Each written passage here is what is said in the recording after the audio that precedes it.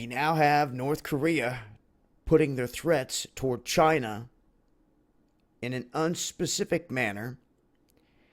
We've heard the saber rattling back and forth, back and forth. How many times are they going to warn each other, this and that, of all this other crap? We've seen the head fakes, and we know the Kim Jong-un likes to run his mouth, likes to drop threats. He said he would reduce the U.S. to ashes. We discussed that last night on Underground World News Live. We discussed their capabilities, the reality if something did happen, on what was really going down, who really let it happen, and the capabilities of them hitting Japan, South Korea, their closest neighbors. Well, it seems now that the Trump administration is putting a lot of weight into this China thing. Of course, they had the talks, but they seem to think that China is the only way to resolve this peacefully without nukes flying. Because they feel that Kim Jong-un and his regime will not come to the table to talk with the U.S. or anyone else. And at this point, it seems like North Korea is feeling a bit backstabbed.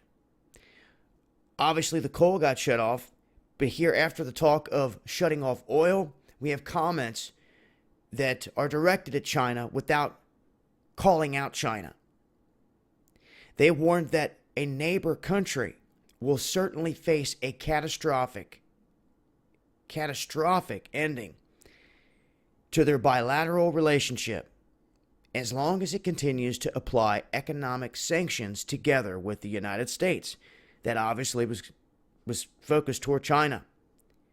They say if the country keeps applying economic sanctions on North Korea while dancing to the tune of someone else after misjudging the will of the DPRK, it may be applauded by the enemies of the DPRK, but it should get itself ready to face the catastrophic consequences in the relationship with the DPRK, in the ending relationship.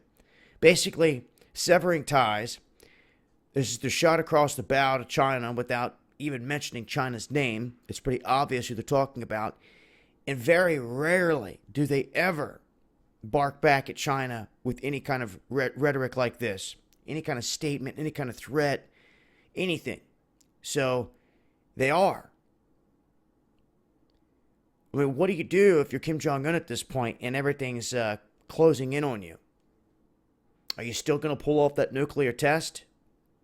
I mean, there has to come a decision, a point in time where you say, okay, my country, the people, food, everything else is more important than us getting nuked or anything dealing with these nukes or these tests.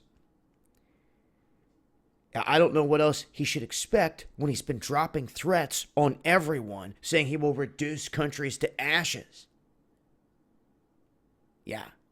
Once you get the military on the move, they're coming for you. They're going to eliminate him at some point in time.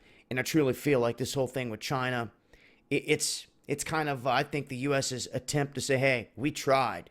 We tried a peaceful resolution. We tried to get the Chinese involved. We tried to do everything we could before we had to make military moves. And I believe that you're going to see new weaponry, stuff that may not even look like weapons, deployed out there. And they could have already done so with taking out that first missile test. Their silence says a lot to me, and they absolutely refuse to deny having anything to do with that event.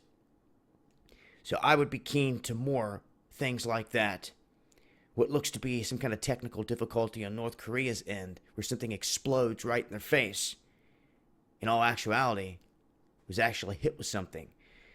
So I would expect more of that. Instead of seeing missiles fly, bombs drop, if they've got the capability to do these tricky little things, I would expect more. But at this point, this is the latest rhetoric from North Korea aimed toward China. Wanted to get it out there and let it be known. I will continue to cover these things as things change. I'll leave a link below. It's been Dabu7.